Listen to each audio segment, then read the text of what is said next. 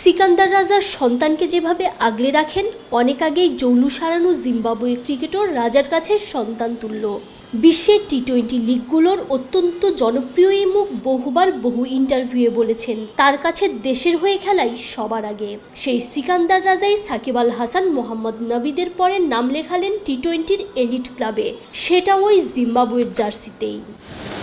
আন্তর্জাতিক টি-20-তে 2000 রানের সাথে 50 উইকেট পাওয়া অলরাউন্ডারদের তালিকায় বিশ্বের পঞ্চম ক্রিকেটার হিসেবে রাজার নাম উঠে এসেছে এলিট ক্লাবে। জিম্বাবুয়ের অধিনায়ক 50 উইকেটের দেখা পেয়েছিলেন আগেই। শনিবার ভারতের বিপক্ষে 46 রানের ইনিংস খেলে ছুঁয়েছেন 2000 রানের মাইলফলক। তাতেই সাকিব আল হাসান, মোহাম্মদ হাফিজ, মালয়েশিয়ার বিরানদীপ সিং আর আফগানিস্তানের মোহাম্মদ নবীর পরে অলরাউন্ডারদের এলিট ক্লাবের নাম উঠেছে সিকান্দার রাজার। রানের দিক থেকে পাকিস্তানের সাবেক ক্রিকেটার মোহাম্মদ হাফিজ সহ বাকি 4 জনের রান সংখ্যা কাছাকাছি হলেও উইকেটের দিক থেকে সাকিব আল হাসান আছেন ধরাছোঁয়ার বাইরে। 149 উইকেটের সাথে রানটাও অবশ্য বাকিদের তুলনায় সাকিবেরই বেশি।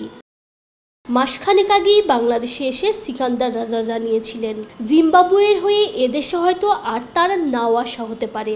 অর্থাৎ 38 বছর বয়সী এই ক্রিকেটার আন্তর্জাতিক ক্রিকেটে নিজের শেষের শুরুর কথাটাই আগাম জানিয়ে গিয়েছিলেন। ক্যারিয়ারের শেষ লগ্নে এসেও দেশের জন্য সর্বোচ্চটা দিয়ে যাওয়া, সাথে অলরাউন্ডার হিসেবে এমন এক কীর্তি গড়া। নিঃসন্দেহেই সিকান্দার রাজাকে অলরাউন্ডারদের তালিকায় অন্যতম শক্তিশালী এক রাজা হিসেবেই বিশ্ব ক্রিকেট মনে রাখবে।